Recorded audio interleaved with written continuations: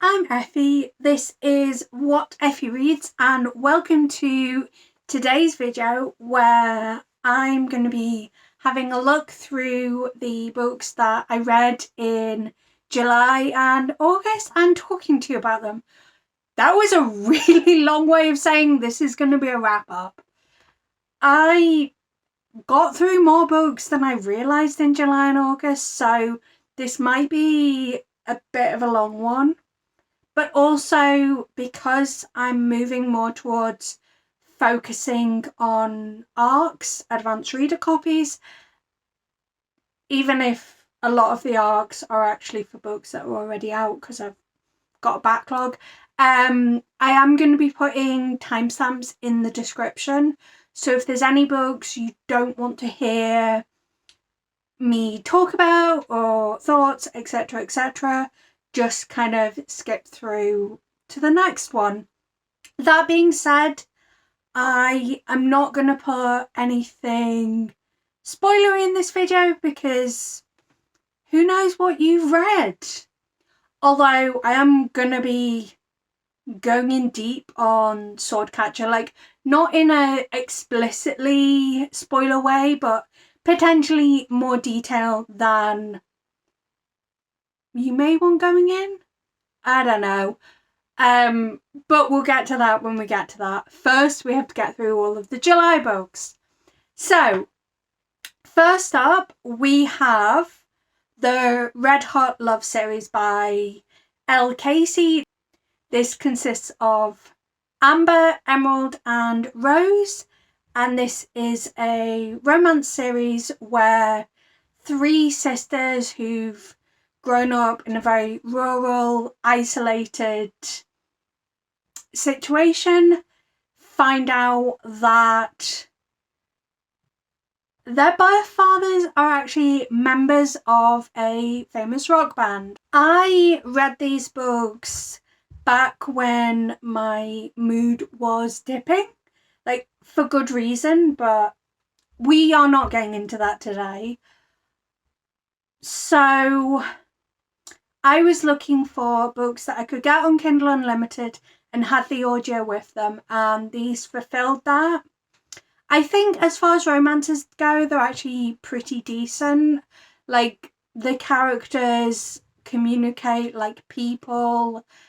They're, I think there are breakups in the third act, but they don't feel too over-engineered. So they're fine. I think if you're looking for a romance that's going to be fairly easy, I think these are going to be a good time. And they have quite a fun, like, fish out of water element. And I think the love interests are very easy to appreciate. Next up, we have the All In series by Helena Hunting. I've only read the first 3 books in this series. I think there's 4 total. So it's A Lie for a Lie, A Favour for a Favour, and A Secret for a Secret. Yeah, that's the right order. I'm not sure the title of the 4th one, but it'll be A Something for a Something. And I think it follows like a character's dad or something. I'm not sure. Very much the same as with the Red Hot Love series. I was looking for something that was on Kindle Unlimited and the audio was also included. I think these romances are okay. Like, they're not my taste. I think as far as sports romances go, they get the balance of not being too sporty and the romance being kind of the focus. But I think they were just kind of mid. I can't remember my exact issues that I had with them at the time. I think it was just like they didn't blow me away, and that was quite frustrating. What I will say though is A Lie for a Lie was the pregnancy trope done right. I put out a video a couple of weeks ago, I think, where I did a tier ranking of all these KU books with audio. And there was a book on that list. I think it was The Princess and the Player, which at the time I think I misremembered that one had the pregnancy trope, but that was the pregnancy trope done badly, whereas A Lie for a Lie was just sweet, really. I don't know, like, I'm not a massive fan of pregnancy being an element of stories, but when it comes up, I like it done well, and this did it well. Don't know if that makes sense. The next book that I read was You Look Beautiful Tonight by L.R. Jones. It's a thriller where a woman starts getting mysterious messages and gifts, and they seem sweet, and they're like, you look beautiful tonight. You looked really interesting when you were drinking your coffee. And like, they kind of had like a stalkerish tint, but they also make it seem like someone's kind of like romantically interested, and it sort of toes the line between cute and stalkerish.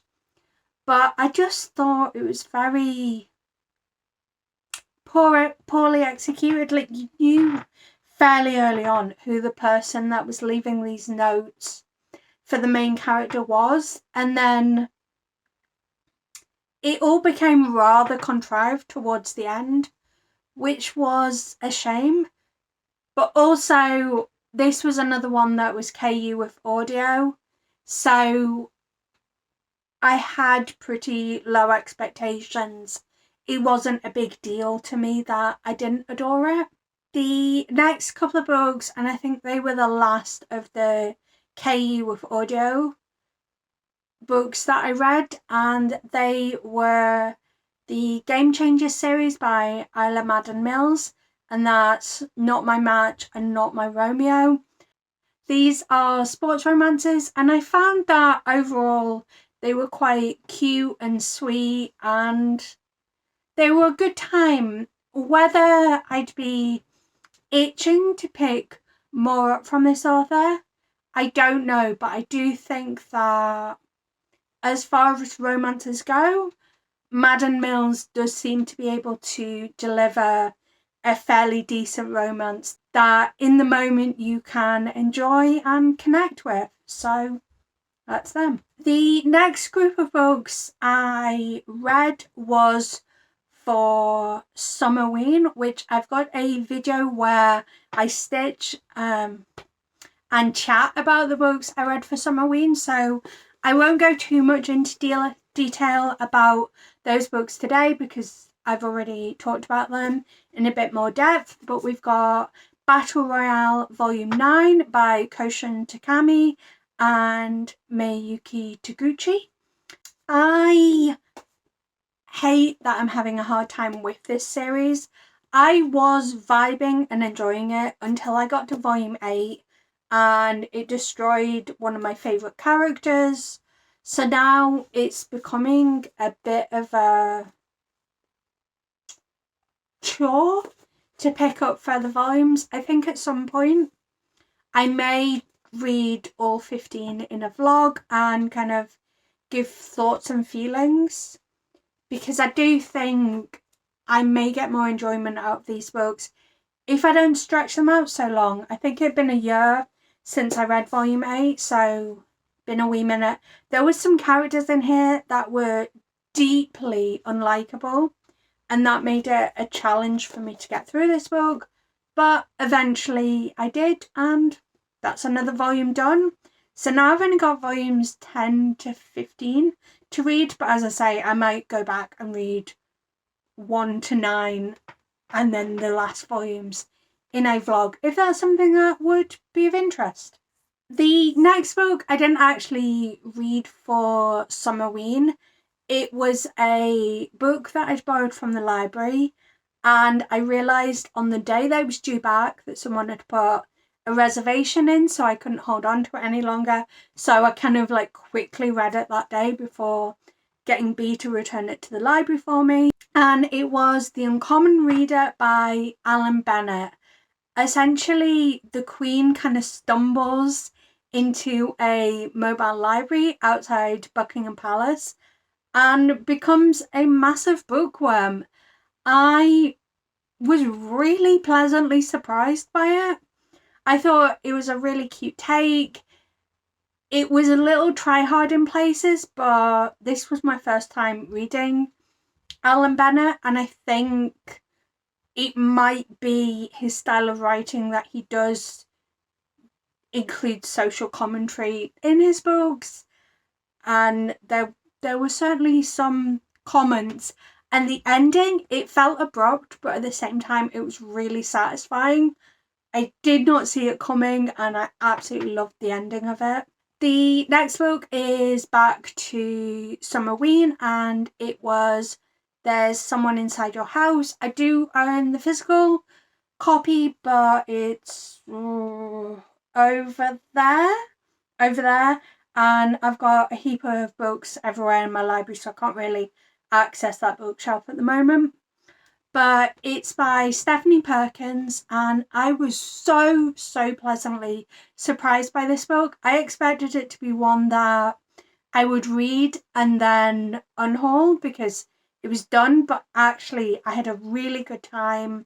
I thought it was structured brilliantly. It had a diverse cast, and I would definitely read more Stephanie Perkins in the future. It was such a pleasant surprise. On the other end of the spectrum, we do have a book that I am planning on unhauling at some point, and that was The Ripper of Whitechapel by Yvette Fielding. This is book 2 in the Ghost Hunter Chronicles, but it's a middle grade series, so you can kind of just pick up wherever. It follows a group of teenage ghost hunters under the supervision of one of the teenagers' uncles as they hunt down ghosts. And in this one, the ghost is a very vengeful, very dangerous Jack the Ripper, which sounded like a cool concept, but it just wasn't executed very well. I think Yvette Fielding does ghost hunting as a usual profession and just put too much of her experiences into the book, so it'd be over descriptive about the equipment, and you don't care. You want like the fun ghosty bits. You don't want, oh yeah, we use this equipment that does this and it looks like this and blah blah blah blah blah. It's like, shut up and get to the ghost hunting. Also, it just, like, it was very clearly written by a cis-het white woman, which is a shame. And then just to like put the nail in the coffin, there's an epilogue that just goes off the rails and goes in a completely different direction. And you go, what just happened here? So unfortunately, it's not for me, and I will be unhauling it at some point when I next do a cull of my shelves. The next books that I need to talk about, I need to actually get off my shelves. Although you can just see them over my shoulder, so that's kind of cute. I did not read them for Summerween, and also I didn't finish them all in July, but I'm going to talk about them together because it makes sense to talk about the books in the series together. So let's get them off my shelves. So I reread the Shades of Magic series. So that's A Darker Shade of Magic, A Gathering of Shadows, and A Conjuring of Light. Oh, I never realised the pictures kind of line up. Like, you have to kind of put them askew, but the design does line up. Interesting. Or at least it looks like it lines up. So this is, I think it was my 3rd time reading this series. Maybe actually my 4th time. I'm not 100% sure. But this time I decided I was going to participate in the read-along that Schwab has been running over on their YouTube channel. So we've been reading like parts every week or so. and getting kind of Schwab's like input on craft and the story, etc., etc.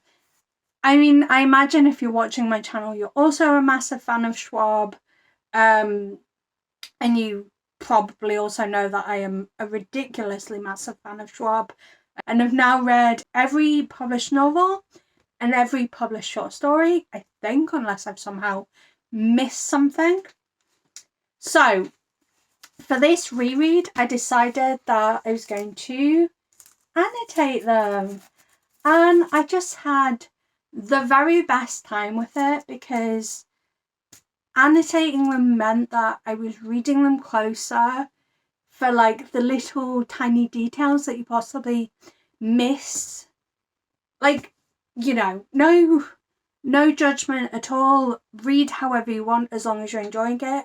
But I do find that when I read to annotate, I get so much more out of the story because I'm looking for all those little details. And also, I just enjoy leaving myself like little notes and stuff. I will like briefly like sort of flick through one of the books so you can see. So see, it's like, it's not just that it's tabbed. I've got like notes, and I think there's doodles somewhere. There's not many doodles because I can't really draw, but yeah, it makes me so happy. The other thing that I really enjoyed about this reread was that I didn't realise until I got to the end of A Darker Shade of Magic, but as you can see, I've got the collector's editions, and I don't know if the UK collector's editions and the US collector's editions have the same content at the end, but at the end of the UK ones, there's short stories, there's a glossary of Ornesian words, that kind of thing, which is really fun. But I didn't realise that I'd never actually read the short stories at the end. So being able to experience new things in the Shades of Magic world and kind of expand my understanding and get those extra just little snippets of information just made me so happy. I especially liked in A Gathering of Shadows and A Conjuring of Light, there was like a 2-part story. So the first part was in A Gathering of Shadows, and then the second part was in A Conjuring of Light, about one of the minor characters that you see briefly on page and then you don't see again. And the short story was kind of following them, and it offered a really interesting, different perspective. I do talk a little bit more about that short story in my Fragile Threads of Power video, so keep an eye out for that. I think it's going up on the 26th. I'm not sure. I'm still reading Fragile Threads of Power, so I don't know. But speaking of, please feel free to DM me if you have read it, because I'm going to need to talk about this book, and obviously it's not out yet, so like, yes, I need to talk about it. All I will say is I'm enjoying it so far, even if my brain doesn't want to play ball and let me read it. Grr. Right, I'm going to put these books back on my shelf and then we'll get back to the wrap up. The next book that I read was Thornhedge by T. Kingfisher. How to describe this book? There's a princess in a tower, there's a character called Toad, there's a wandering knight, and it's a very short story. Well, it's like 160 pages. So the way I would describe it is, it's like a Wayward Children novel if the child went through the portal when they were a baby and was set during the time of the Crusades. If that sounds interesting, recommend. I really, really enjoyed it. Thornhedge, I actually really enjoyed. It was delightfully dark. The fantasy felt fresh and different. And it had interesting, complex character dynamics. Overall, a really good time, and probably will be returning to quite a few times in the future. How Our Hearts Break by L.K. Reid I picked up because I saw it on Stuff Your Kindle Day, and it was described as having an unconventional happily ever after, which intrigued me, but in reality it didn't quite hit, I guess. It's a romance, but I don't know. It was a very mid romance, and kind of there was a sad element to the book that I guess was used as a crutch to prop up an otherwise mid romance. And the ending, now, is all I'm going to say is that it made me feel the same way as the ending to the TV series Lucifer made me feel.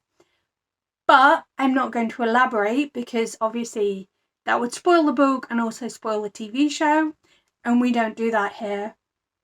But we'll leave it at that and say this book is probably getting deleted off my Kindle because no thank you. The next book that I read was also part of Summerween, and it was Godkiller. I had such a good time with this book. I didn't expect to love it quite as much as I did, but you are following the titular Godkiller as she has to team up with kind of like an unlikely band of misfits, and one of them is a little girl who seems to have found herself bonded with a chaos demon. No, the god of white lies, sorry.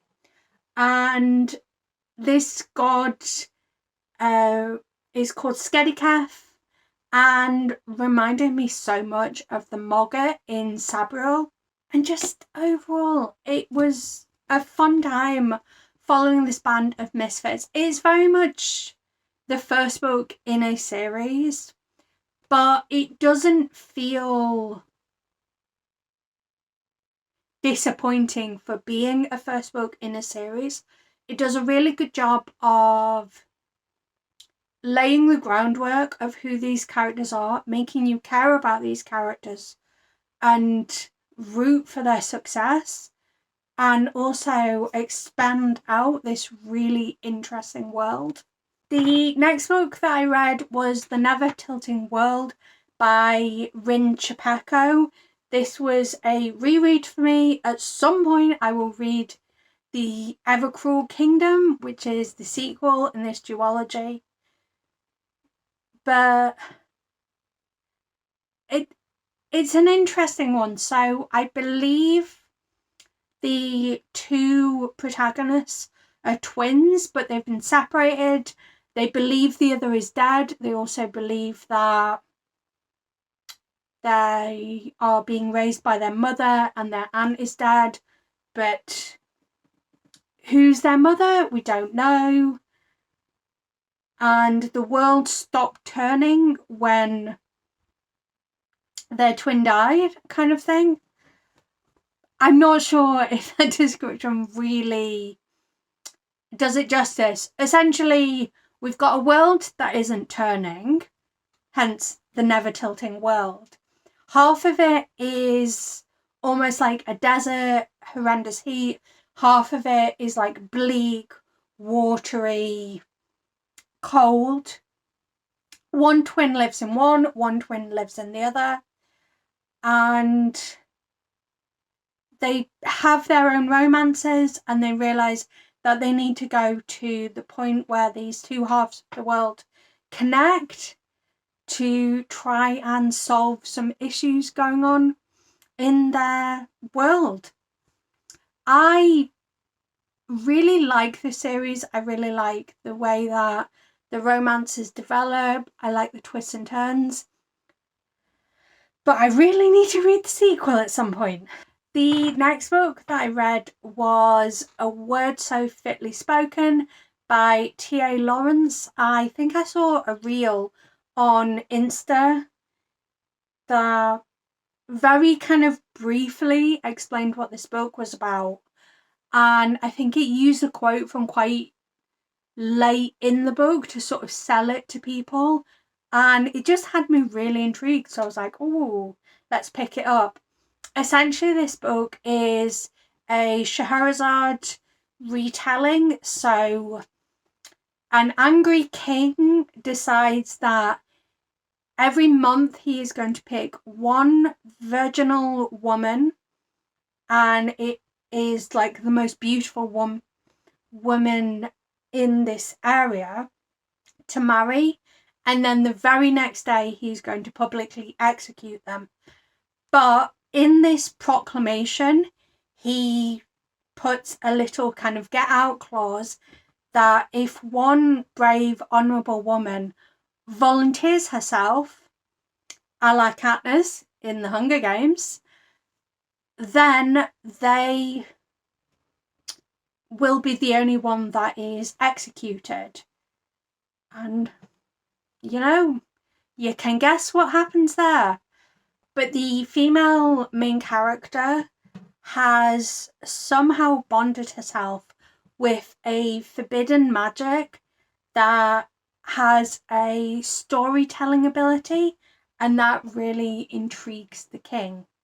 So it's basically a romantasy, and it's a beautiful, delicious slow burn. I actually didn't realise until I got to the acknowledgements that it's YA.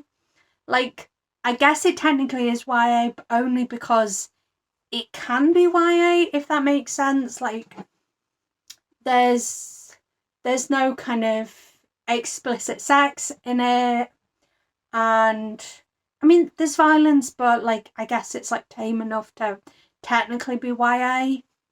It very much reads like it could be an adult romantasy. It's just that I guess it's a little tamer, so it's been sold as YA. I'm not sure. This is the first book in the Severed Realms series, and I definitely do plan on continuing it.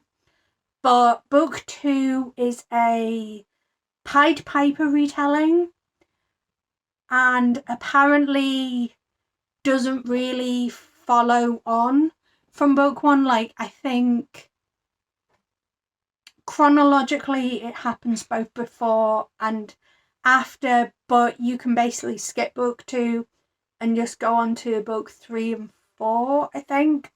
But regardless, I do plan on continuing the series at some point when I get a chance. But as I said at the top of this video, I'm kind of focusing on my arcs at the moment, so I don't know when I'll get back to this series, but I do recommend. I think it's really solid, or at least book 1's really solid.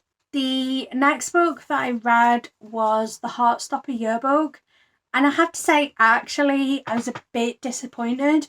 I think when it first came out, or first was announced, I had a grasp on what it was going to be about and like, and I was like, oh, I don't need it, blah blah blah. And then like more people were talking about it, loving it, etc, etc, and basically it created this image in my head of this book being something that it was not. Like, essentially this book is just a retrospective on the way that Heartstopper came to be and all that Heartstopper has become over the years. And there's a few bonus cartoons, there's a few extra pictures, but it isn't really a dive into the Heartstopper world, which I think is what I wanted. But I'm very glad that Volume 5 of Heartstopper is coming out later this year. But yeah, unfortunately, this was a little disappointing for me. The next book I picked up was On Earth We're Briefly Gorgeous by Ocean Vuong. This is a novel-length letter from a son to his mother who can't read. It's a really beautiful, lyrical, at times almost feels like a fever dream kind of story. We have anecdotes from their life, some of them told almost like fairy tales, some of them less so. And there's also reflections on what it meant to be an immigrant, the way their family was developed. Like, it's gorgeous, and I've been wanting to read more from Vietnamese authors since reading Build Your House Around My Body. So on that level, it hit for me. I do think that the promise of the blurb about an unforgettable revelation didn't really materialise, and at times it was quite difficult because it is so lyrical and like a fever dream. But overall, I think I did enjoy this book, and I'm not really sure who I would recommend it to because it is so kind of dreamy. And I think also, like, you have to have a little bit of context and understanding about what happened with Vietnam. Like, I don't have a massive amount because I'm a Brit, but having a little bit of understanding about the way that Vietnam was kind of treated and the impact it had on the regular person, I think, makes this book more impactful. Like, there's a point in the book where they talk about the fact that our main character obviously learned his language through his mother, but his mother didn't go to school beyond, I think it's like the age of 8. So her own grasp of her own mother tongue was not the best anyway. So it's a case of, how do you learn your language when the person that's teaching you the language has their mother tongue kind of cut off? I'm not describing it really well, but it was a really beautiful look at the lasting impact of what happened in Vietnam, but also what it meant to be an immigrant and just so much more. The next book that I read was The Bride of the Shadow King by Sylvia Mercedes. This book follows a woman who has to marry the Shadow King. Title says it all. It's a rich fantasy world that felt novel and unique. It didn't feel like something that I'd read before. Like, as much as this is a romantasy and it's going to have the romantasy tropes, the world felt fleshed out and fully realised, and it drew me in and was so evocative. And also, this romance is going to be sizzlingly good, and I'm excited to see where the story goes. And in fact, I think books 2 and 3, well, I think book 2 you can kind of get now, and then book 3 is out at the end of this month. So definitely planning on picking them up. And in fact, they are probably one of the few things that, whilst I don't have arcs for book 2 and 3, I'm gonna be making time to make sure that I read them, because I really enjoyed The Bride of the Shadow King, actually. We Don't Swim Here by Vincent Torrado follows the story of a girl who moves into a town which I think her parents were originally from and moved away.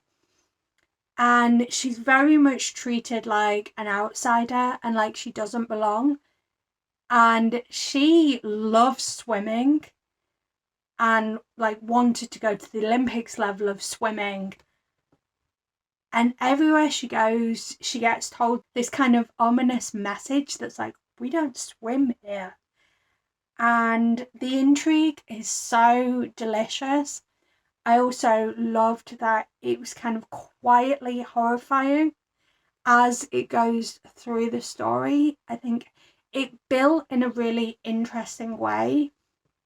And I think this is the kind of book that if you like Tiffany D. Jackson's foray into horror, I think it's going to appeal to you there. The next book that I read was The Gilda Stories by Joel Gomez. As a massive fan of vampires, this felt like essential reading for me.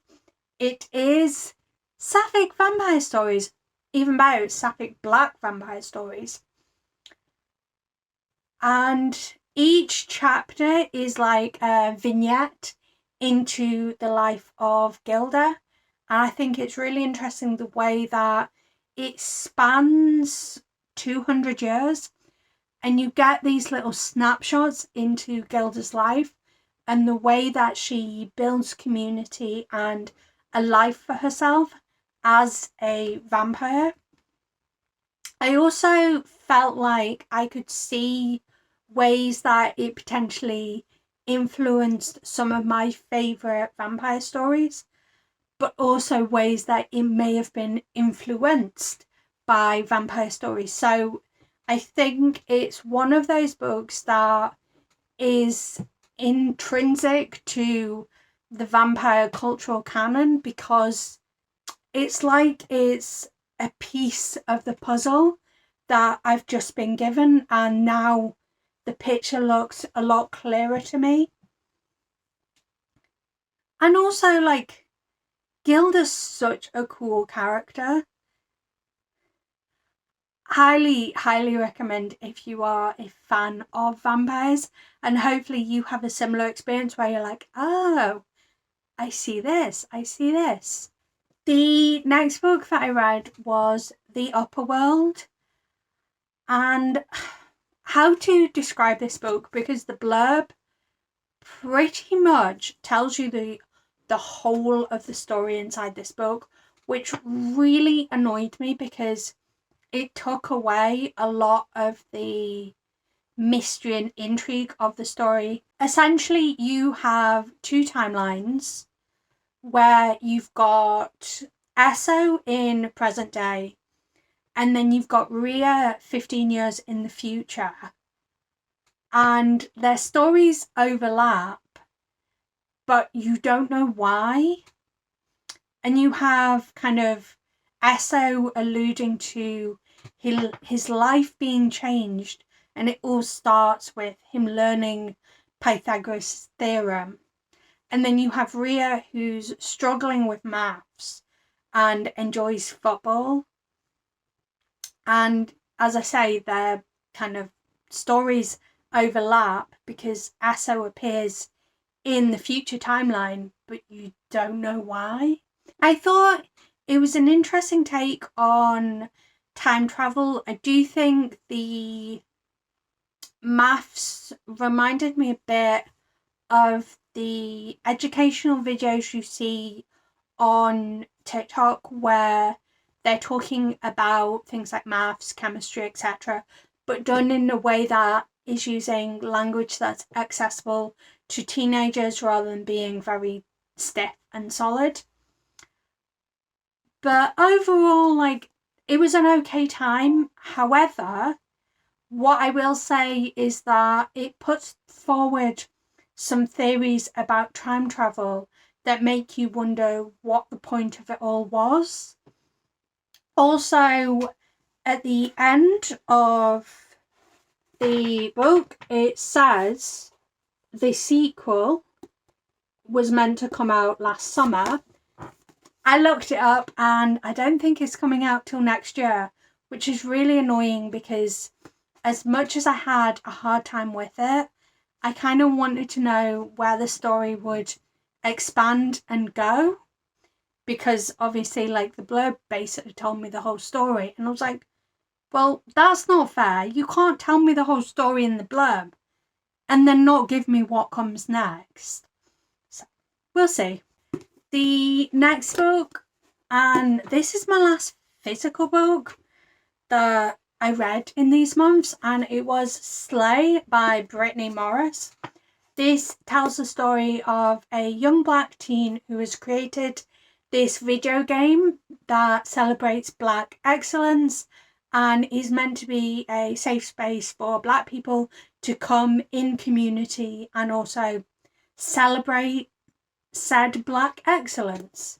I thought it was very innovative and I loved the game that she had created. I did see who the antagonist of the story was going to be quite early on, but that didn't take away from my enjoyment of what was going on in the story, and I thought it had a really satisfying ending. Would I have liked it to be just a hair longer at the end? Yes, but overall it was sweet, it was enjoyable, and it made me think. The next book that I read was Blood Debts by Terry J. Benton-Walker. This had been on my radar for so long. I was really looking forward to getting to it, and then my brain was like, nah, you're not going to be in the headspace to be able to take this in. You're not going to be able to devour it and enjoy it. So it's taken me a while to actually get to it and read it, but it was so worth it in the end. What I will say is it made me wonder just how violent YA can be, because this book got incredibly viscerally violent and I loved it. So the core story is you are following twins Clement and Christine, who use a kind of magic called gen magic, which essentially is a connection to the gen gods, but also there's a level of ancestral magic to it, and they are practicing in New Orleans. And there's also those who use light magic, which takes its power from the sun, and I think shadows are involved. I'm not sure, like light magic is kind of, it's like the antagonist of the story, or at least you're led to believe it's the antagonist of the story, but the details of it are less fleshed out because it's not that important. And there's also hints to kind of a third kind of magic, which is necromancy. And in this story, we are seeing Clem and Chris try and uncover the secrets to a murder that their grandmother was accused of doing, but they find out that maybe there was more to the story than has been let on. I found it really interesting. Like, the magic system was brilliant. There's a lot of intrigue.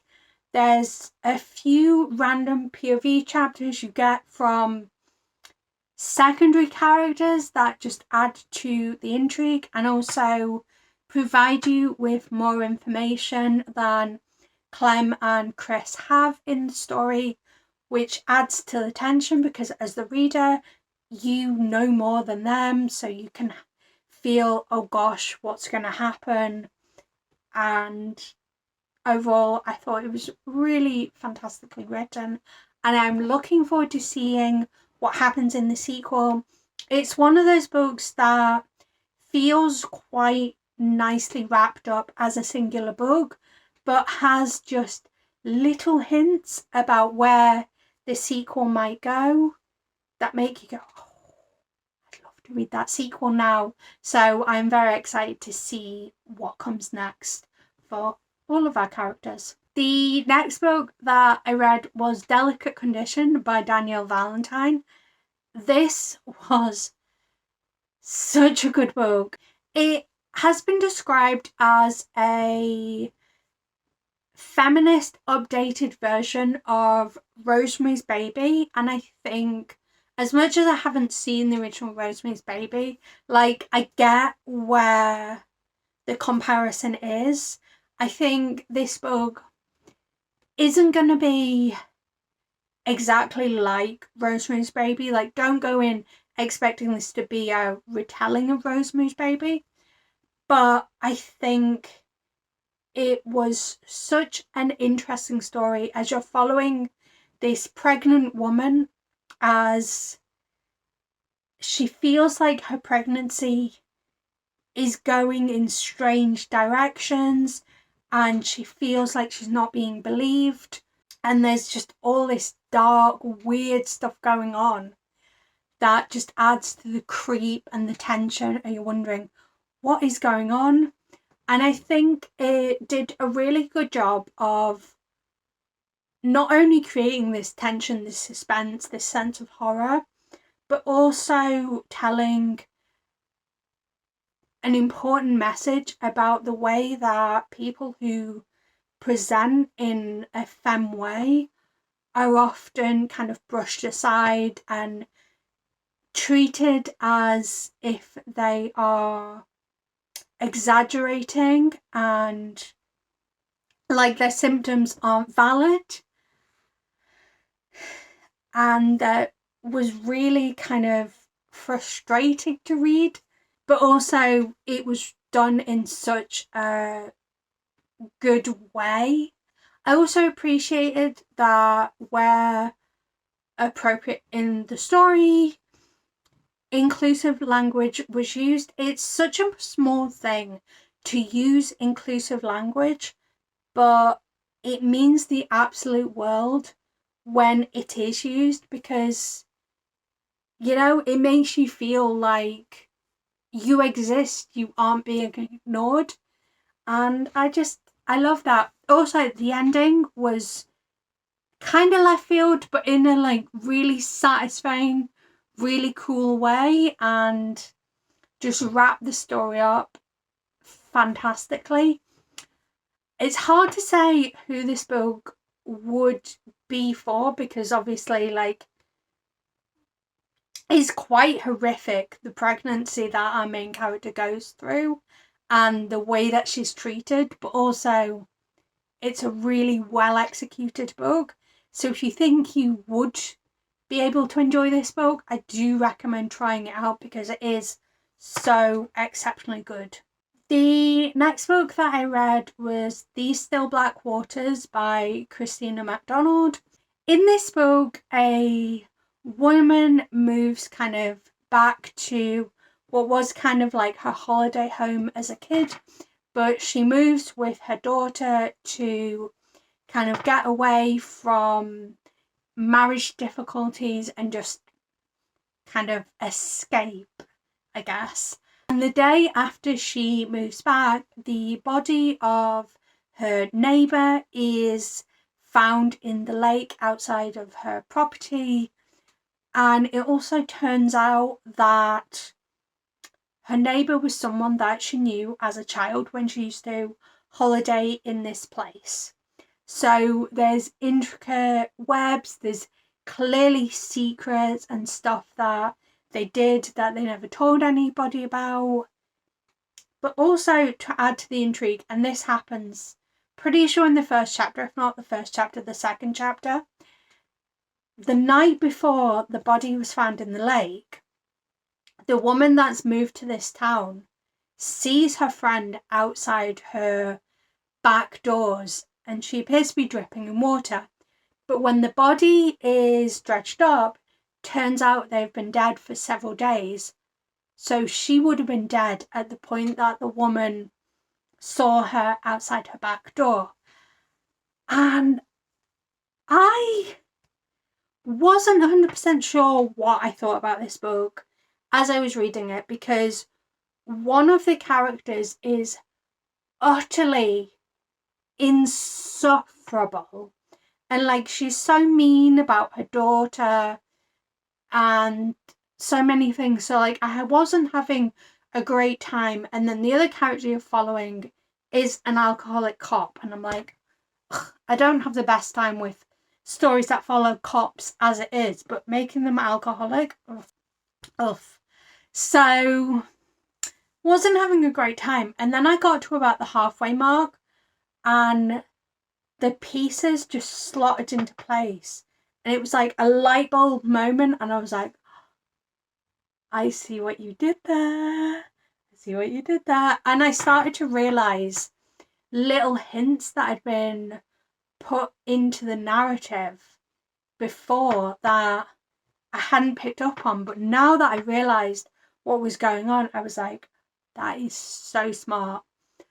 And I'm not sure if it was a case of the reader was meant to pick up at that point or not. But it wasn't until I think another 20% of the way through the book that my realisation was confirmed. And I was like, yes, this is so cool. But kind of aside from that, I did enjoy the sort of secrets from their past element. The only thing I will say is this book is the first book in a series. And whilst I don't think I'm interested in following the police officer who is her name's in the series, so I think all the books are going to follow this police officer. Whilst I don't think I'm interested in following a police officer series, I am intrigued to see what they do with the books moving forward, because you can't have this same reveal in future books. So I'm not sure if this is going to be something that's used in just one book, or if they try and recreate that magic in future books.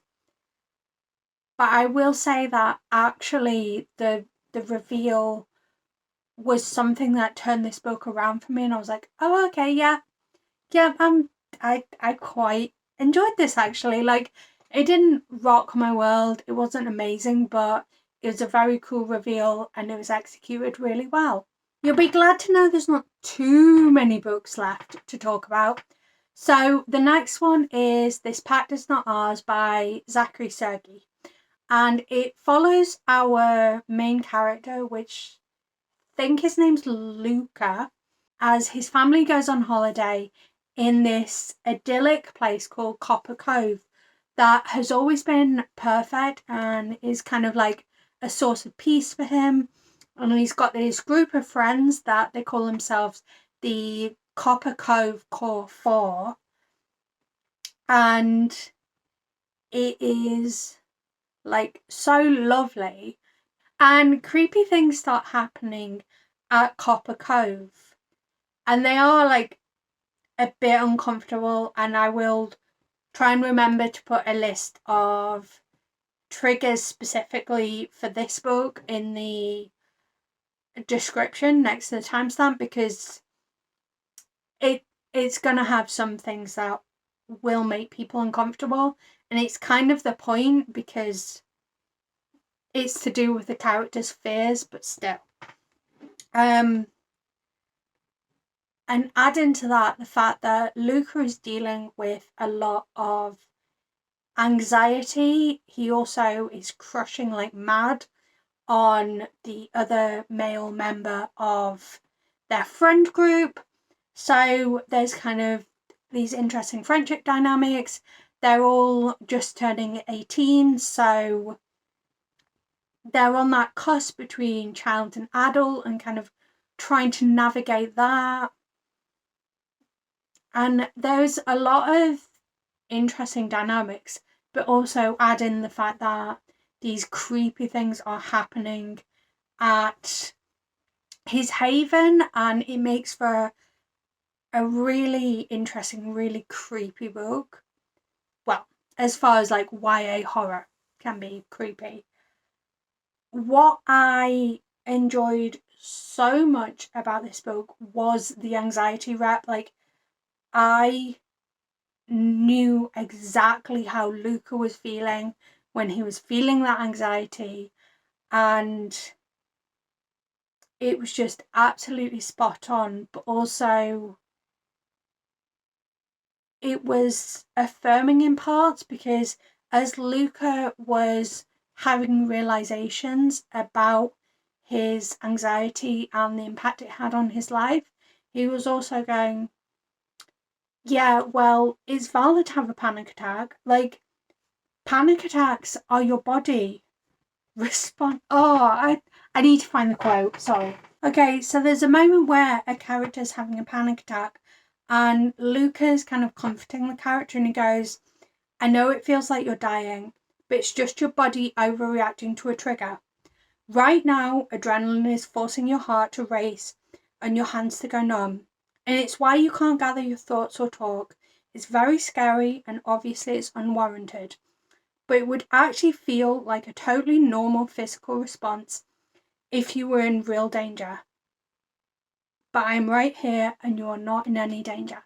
And like, as much as like you could say, oh yeah, that's simple, that's just kind of the facts of a panic attack, it felt really affirming to be like, yes, panic attacks feel in the moment. And I say this as someone who experiences panic attacks, so I'm not casting aspersions. Like, they feel in the moment like you're like, fuck's sake, I feel so stupid.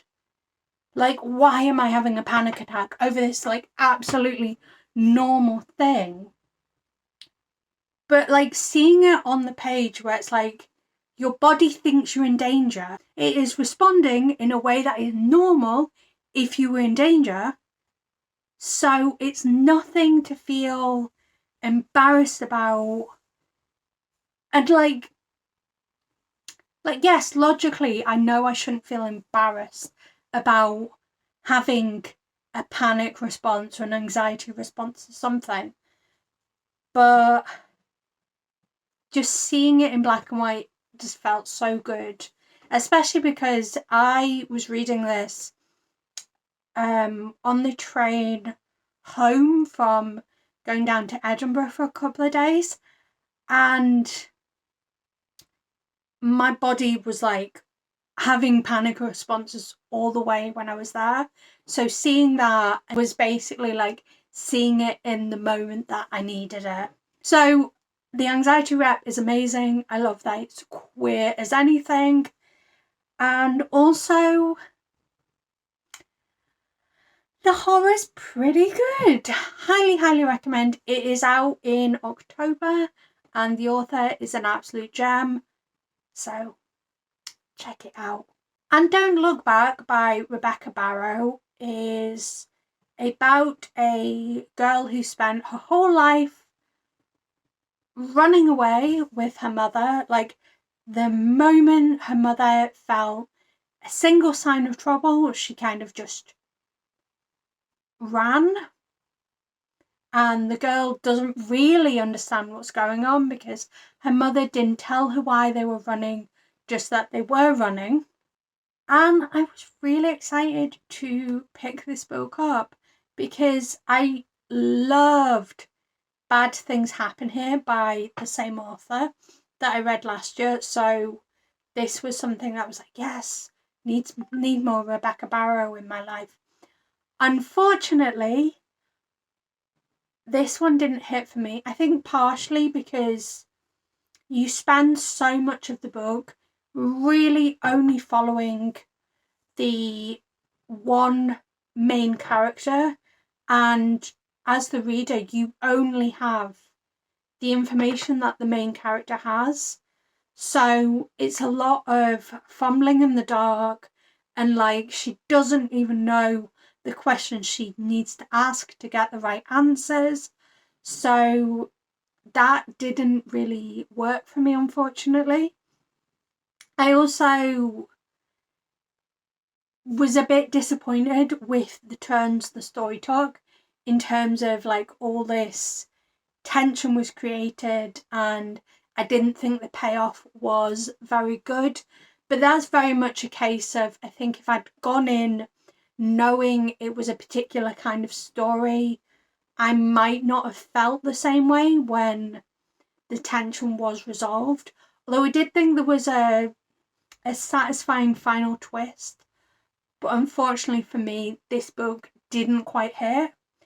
I'm definitely going to be checking out more of Rebecca Barrow's work because Bad Things Happen Here was such a good book. And, you know, even the best authors have books that flop from time to time. And it just happens that And Don't Look Back was one of those flops. Sorry for the slight angle change. The next book that we're going to be talking about is Swordcatcher. And I've written almost a page worth of notes on my laptop. So I needed to like move my camera so I could see my laptop better. So buckle in. This is me talking about Swordcatcher. So this could be a little bit of a long one. We'll see. So first off, when I say Swordcatcher, I mean the extended sampler that was made available through NetGalley, and I think a lot of people, well, I'm not sure if they approved everyone who requested it, but I know a lot of people that have gotten the sampler approved through NetGalley. When I say a sampler though, from what I understand, it's almost 300 pages long, which is why I am counting it as a book, because that is basically a book. It covers the prologue and the first 11 chapters of the book. So, like, big asterisks, I have only read a sampler. I haven't read the whole book, so my thoughts are just based on the sampler. But in addition to that, a further asterisk needs to be that, for those that don't know, early reader copies, whether they be physical or digital, often still have errors in them that 100% get picked up before the book is finally published. And that's like to be expected, and you kind of, you sort of ignore them and don't comment on them because you know they're going to get fixed. In the case of Swordcatcher, this book was absolutely riddled with errors, to the point that like characters' names would be spelt wrong, or they'd just have the completely wrong name used.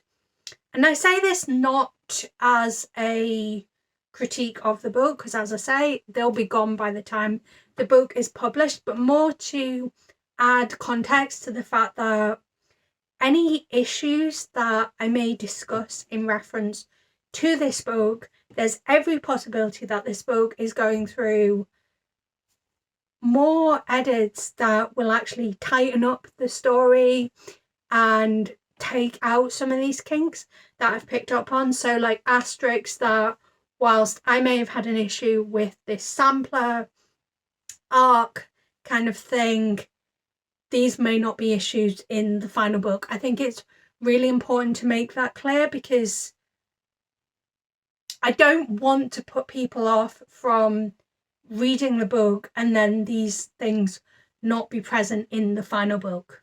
Okay, so as I say, the sampler was probably just shy of 300 pages, which I think accounts for about half of the book. So before I get into like my actual thoughts on the book, I feel like I should address somewhat of the elephant in the room, and that is the fact that this book has been compared to the Shades of Magic series, only in terms of like people saw the blurb, colour scheme, the name of one of the characters, and were like, oh, that sounds familiar. And like, I've just finished my reread of the Shades of Magic series. I'm a massive Schwab fan. I have a tattoo here from the Shades of Magic series. Like, I feel like I can comment.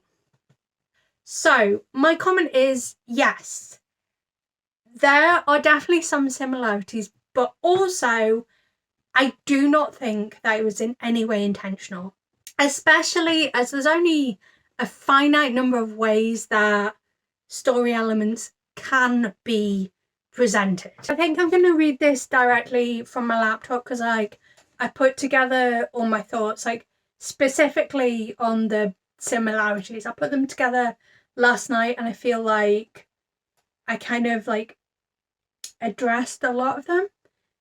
Anyway, so clearly the most glaring similarity is the fact that both series have a prominent character called Kel/Kel. It's one L in Swordcatcher, two L's in Shades of Magic, who is essentially raised as part of the royal family, but is seen more as a possession by the crown than the person. And his role is as the protector of the heir to the crown, who is essentially like a brother to him. Yep, I'm not going to lie, those premises are pretty damn similar. And the character of Connor, which I've just realised there's a character in the Fragile Threads of Power who is called Connor. And like, obviously that is pure coincidence that there's a Connor in Swordcatcher and a Connor in the Fragile Threads of Power. But I just think it's absolutely freaking hilarious that, like, after all the different comparisons, you've got yet another character with the same name. Like, very different characters, but you've got two Connors as well. Does seem to be, on the surface, kind of similar to Rai in the Shades of Magic, right down to his bisexuality. However, Kel and Connor do feel like pretty different characters to Rai and Kel, even if their situations are similar. As far as further similarities, it isn't explicitly stated when Swordcatcher is taking place because it is in a fantasy world. However, one of the characters is very heavily coded as being George III. So, there's also a magical object that feels kind of similar to the Inheritor in the Shades of Magic series. Whilst this may seem like a lot of similarities, they are different worlds with different rules of magic and power dynamics, and a lot of the similarities are really just common fantasy tropes type stuff. And it isn't a revolutionary dynamic to have a found family, you know? So yeah, basically there are similarities, but none of them felt completely intentional. They were more like funny to pick up on than, oh my gosh, Cassie Clare's plagiarizing Shades of Magic. Like, no, that's not what's happened here at all. Having a Kel in one series and a Kel in another series doesn't make them the same books. Like, yeah. But, like, that's just my opinion. But I do think that it's just, like, a funny coincidence. And, well, I mean, the stories, what I've read of Swordcatcher anyway, the stories are wildly different. And Swordcatcher takes place in a fantasy world. Like, I could list the differences all day, and like at the end of the day, like the similarities are what, like, I've written maybe 300 words at a push about the similarities, whereas the differences I could go on and on. As for genuine criticisms of the book, honestly, it feels inexpertly crafted. Like, clearly Cassandra Clare has written a lot of books, but they've all been set in the Shadowhunters world so far. And it's been a while since I read City of Bones, so I don't know if the world building was quite so clumsy in City of Bones when the world of the Shadowhunters was first being established. But in Swordcatcher, it felt very info-dumpy and heavy-handed as we were trying to, like, establish what this world looks like, what the rules are, etc., etc. I think it's also something that I noted and, like, really stood out to me is that the prologue was longer than the first chapter, which you might be like, oh, short chapters, whatever. But no, this nearly 300-page sampler was only 11 chapters and a prologue long. So for the prologue to be longer than the first chapter, like, that's not quite right. Like, you don't need to spend that long on the prologue.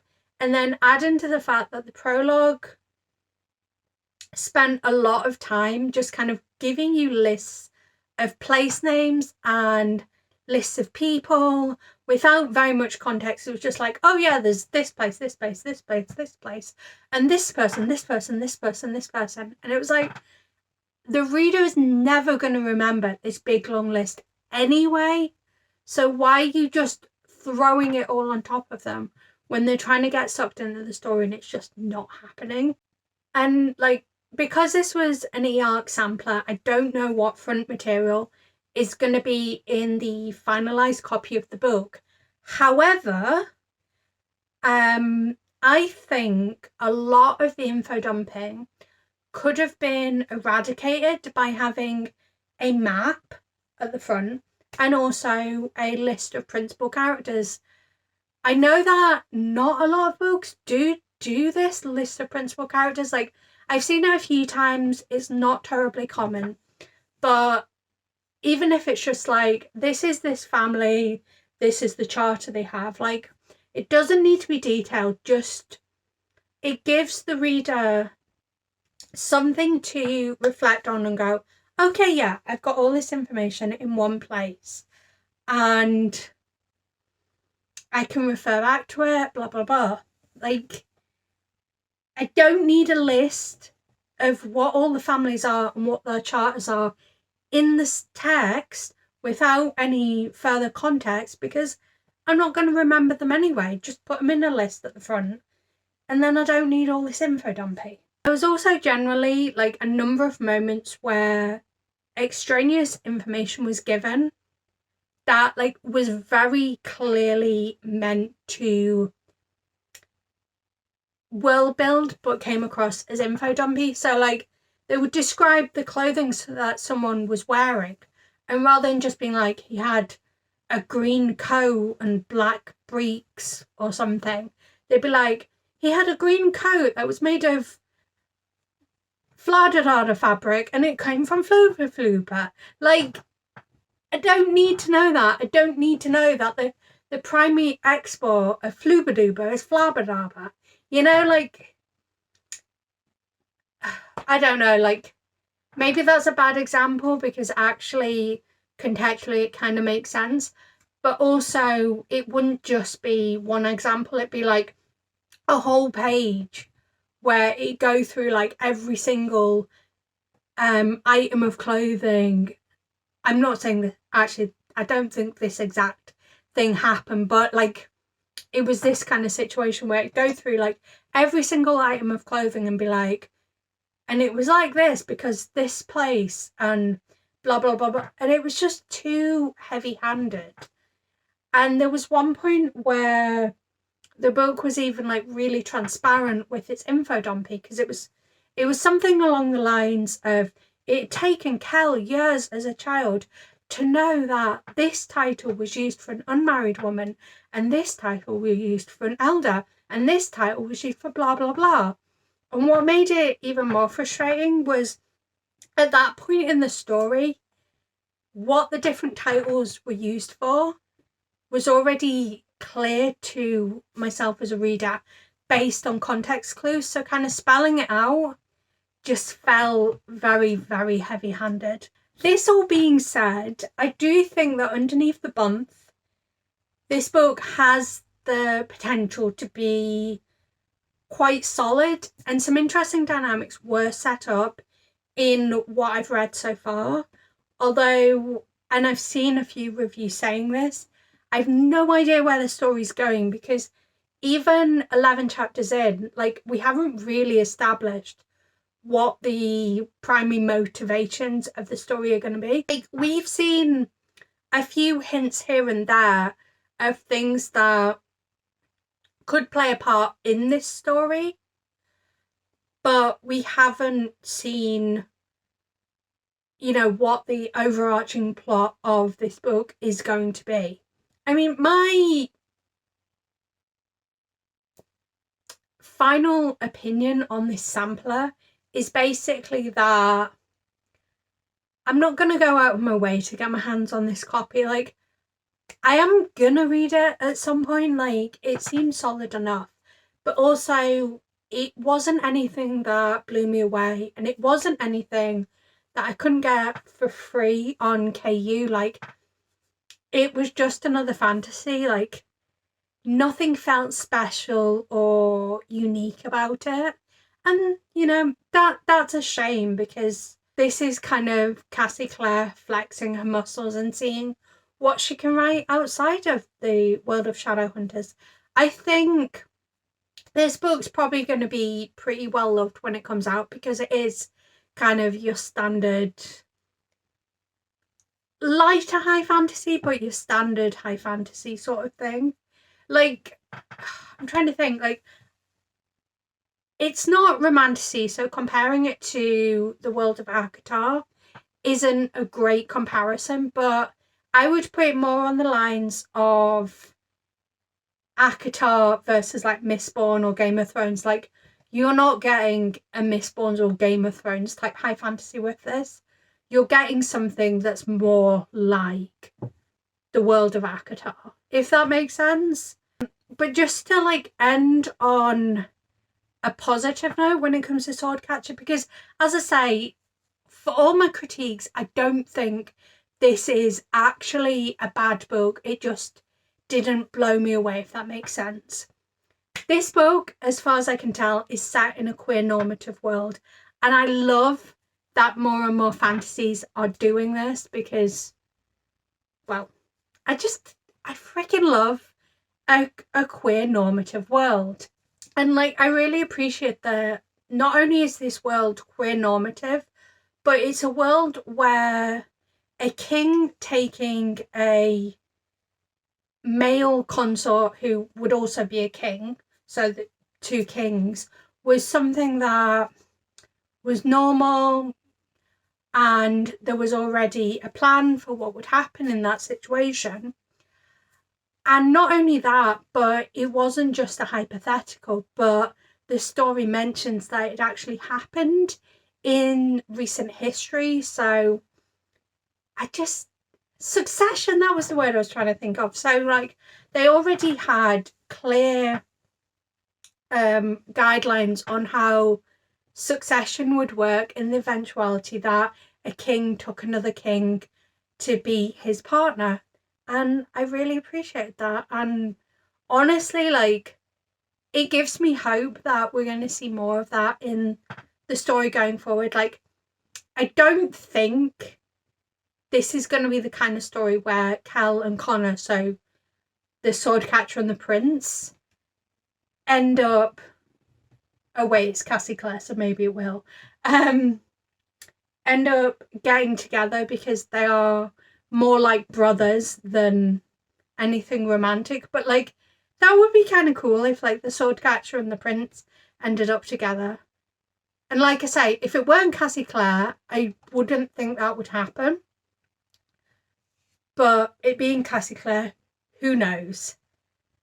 But on to the final two books. So the final two books I read because I had one prompt left for Magical Readathon, and that was to read a book in a completed series.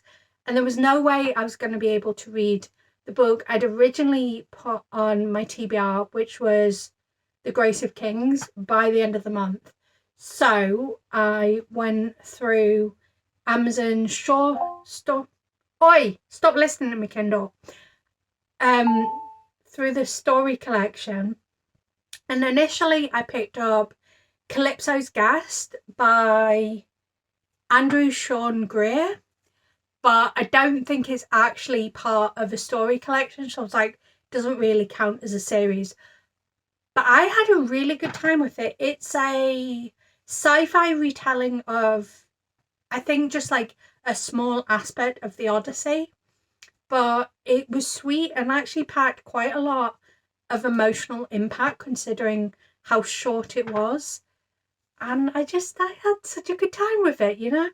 But what I will say is I don't have like the best of knowledge of the Odyssey, so I can't really say if being familiar would deepen the enjoyment or actually take away from the enjoyment.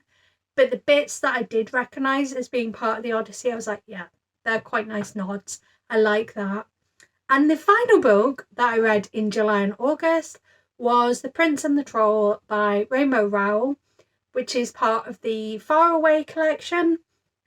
It was a sweet enough story. Like, nothing exceptional, but often I find that the stories in these collections are just kind of something to pass the time. They're very rarely something amazing. but I had a good enough time with it, and it makes me think that actually this is a collection that I'm going to enjoy, so at some point I probably will read the rest of the stories in the collection. Let me know in the comments down below about some of the books you've been reading, or just generally chat to me about books. I always love a chit chat. But until next time, love you. You can only see half my heart. Love you. Bye.